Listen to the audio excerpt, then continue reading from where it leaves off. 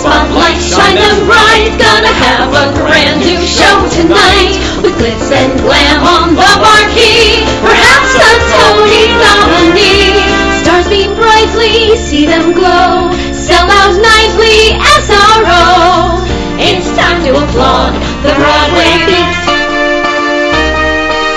Stars beam brightly, see them glow in the sunlight of a show. Life is sweet on the world's most famous street. Tickets, please. Take a seat. Cue the band. And have your feet to the rhythm of the Broadway Beat. The Broadway Beat. Broadway Beat. Hello, I'm Richard Ridge, and welcome to Broadway Beat, our weekly half-hour behind-the-scenes look at the very best of the New York theater on Broadway and beyond. This week we've got a great show in store for you, and we're thrilled you've tuned in.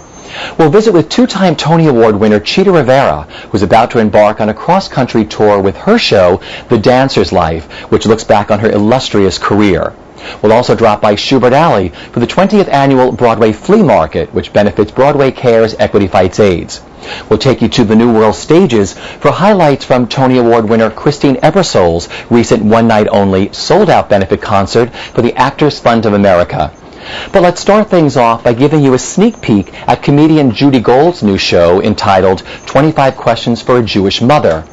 After a sold-out run last season at Ars Nova, Miss Gold has brought her show to the theater at St. Luke's on West 46th Street. I am nothing like that typical Jewish mother that I make fun of in my act. I want to be young and fun and not some secondary character in some Philip Roth novel. But if I'm nothing like the typical Jewish mother, what am I?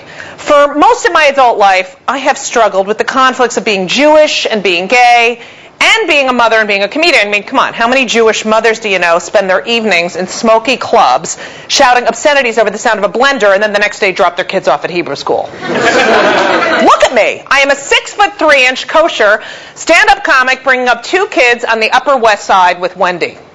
I have a 10-year-old named Henry who Wendy gave birth to and a 5-year-old named Ben who I gave birth to. I'm like a documentary premiering at a gay film festival in Berlin. Das Orthodyke.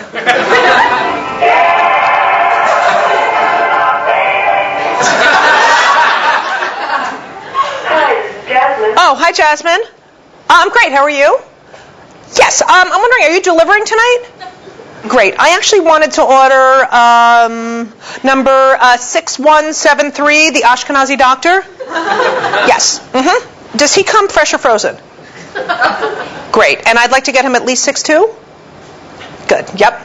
Yes, I was wondering, are you doing any substitutions tonight? Good. I wanted to actually substitute the glasses and acne for high SAT scores and musical skills. Right. And could you please hold the family history of heart disease, cancer, and depression? I have enough of that in my family. Thank you very much. Sure, let me just get out my American Express. Okay. As Wendy used to say, you want to have a baby, all you really need is a credit card and a doctor's appointment. But the truth is, after 19 tries, 2.5 years, and $35,000, Henry was born on September 24th, 1996. Now, it took a while for my mother to realize that this was her grandson. It's not like, she sent out some big announcement to all her friends. My daughter's roommate of 12 years and donor number 6173 proudly announced the birth of Henry Jacob Callahan Gold. How I'm related to him is beyond me. Tony Award winner Christine Ebersole, who is about to open on Broadway with her tour de force performance as both Edith Bouvier-Beale and her daughter Little Edie in the musical Grey Gardens, recently took over New World stages for a one-night-only, sold-out benefit concert for the Actors Fund of America. Now, the evening was a dream of Miss Ebersole's to sing a set of pure rock and roll songs, and that's exactly what she did, rock the house. Dear Mr. President, were you a lonely boy? Are you a lonely boy? Were you a lonely boy? How can you say no child is left behind? We're not dumb and we're not blind. They're all sitting in your cells while you pave the road to hell. What kind of fire father would take his own daughter's rights away? And what kind of father might hate his own daughter if she were gay? I can only imagine what the First Lady has to say. You've come a long way from whiskey and cocaine. How can you sleep while the rest of us ride? How can you dream while a mother has no chance to say goodbye? How can you walk with your head held high? Can you even look me in the eye? Let me tell you about hard work, minimum wage with a baby on the way. Let me tell you about hard work, rebuilding your house after the bombs took them away. Let me tell you about hard work, making a bed out of a cardboard box. Let me tell you about hard work, hard work, hard work. You don't know nothing about hard work, hard work, hard work.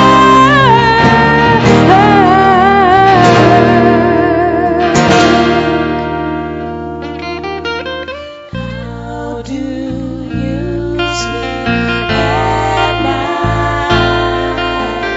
How do you walk with your head held high? Dear Mr. President, you'd never take a walk with me.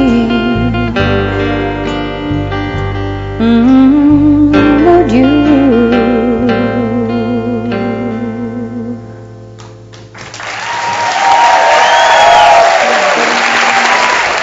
Two-time Tony Award-winning legend Chita Rivera is about to take her show, The Dancer's Life, across the country. It deals with her illustrious career. Well, Broadway Beat recently caught up with her to chat about the tour.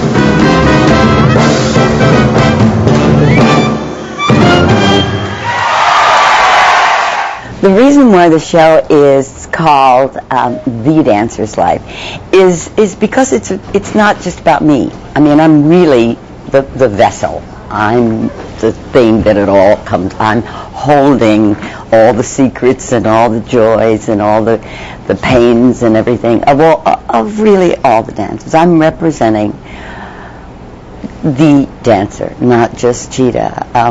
There's a lot to talk about, and it's easier to talk about the dancer rather than myself. But through all of that, I talk about my experiences.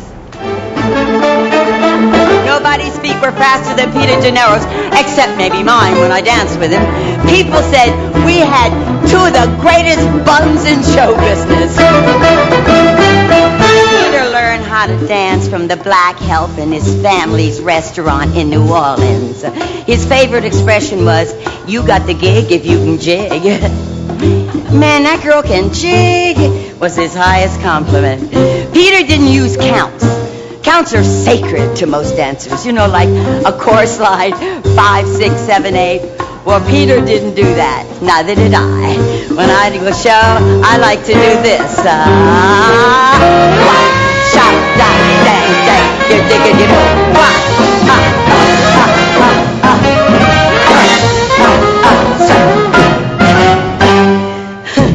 Peter taught me that. Peter was short, nervous, and Italian. He had the Swedish speech impediment. You couldn't understand a word he said. Maybe he had to be a dancer. Peter was pure joy. We couldn't wait to go to rehearsals when Peter was in charge. Well, it's big and brassy. The show is big and brassy because I'm big and brassy. No. Because I came from an era where the shows were big. You know, there was a lot of choreography. There were a lot of dancers. So I need the dancers in order to show what the dances were of my time, which actually is then and now. But we have wonderful costumes, and everybody sings, a stage full of dancers.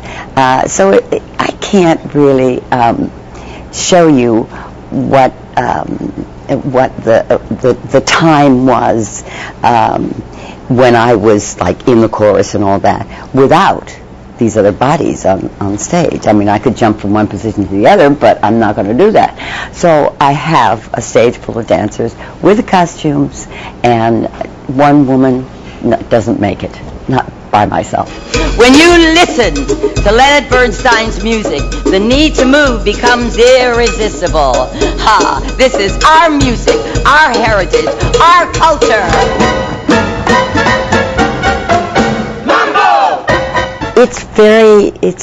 It's a blessing, really, to be able to revisit your life, especially parts of your life that were terrific.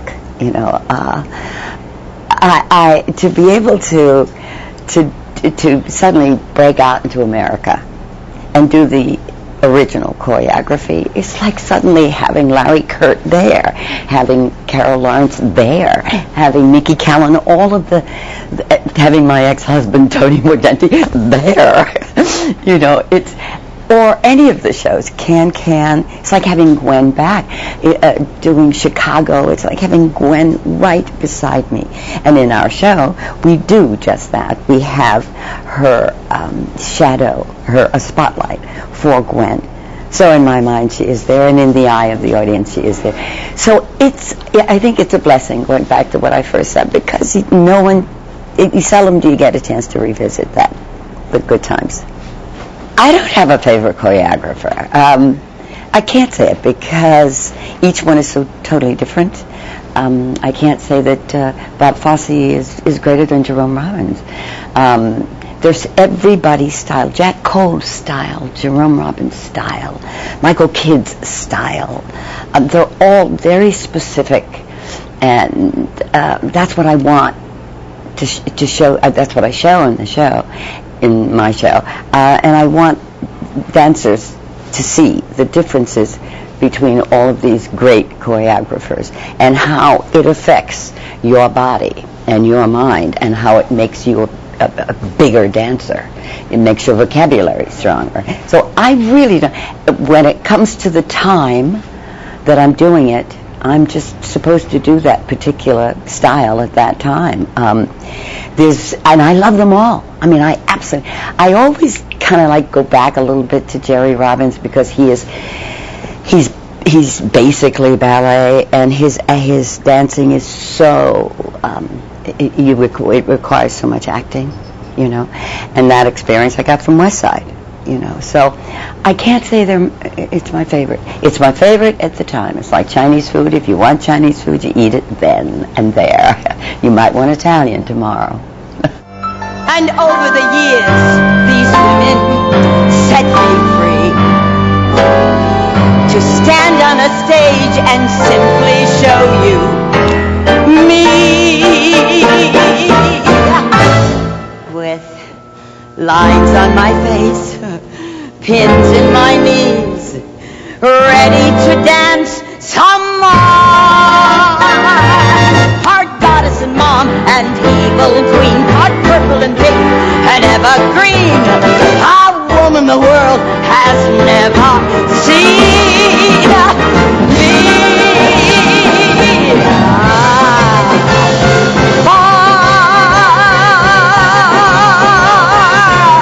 Miss Rivera, you're on! Good.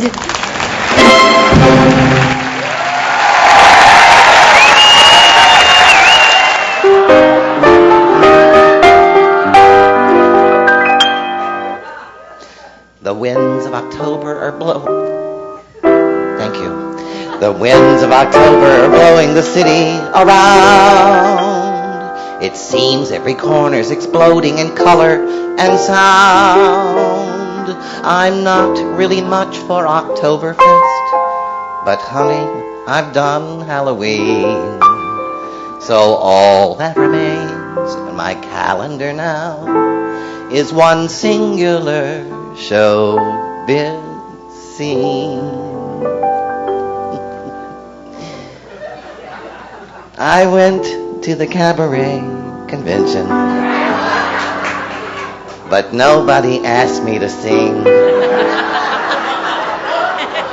That annual gala that's held at Town Hall that keeps most of Midtown Manhattan in thrall, named for dear Mabel Mercer, doyenne to us all. But nobody asked me to sing.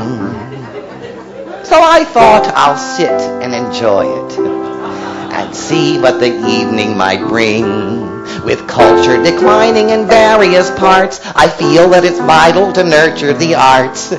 So the following night I brought all of my charts.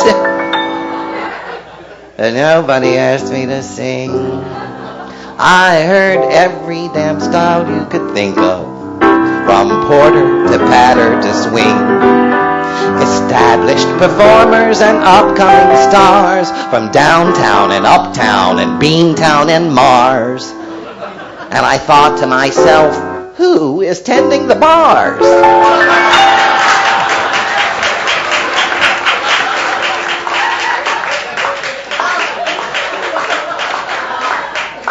And no,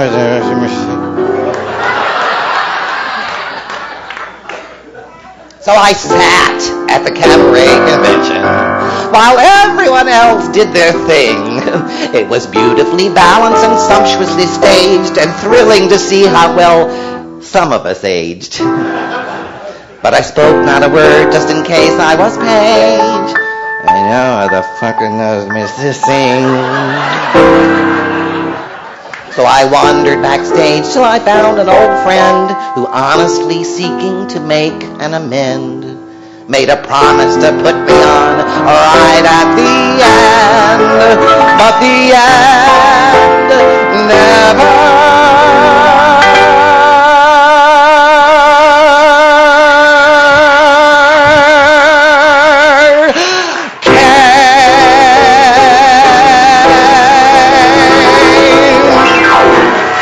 Thank you, Mark.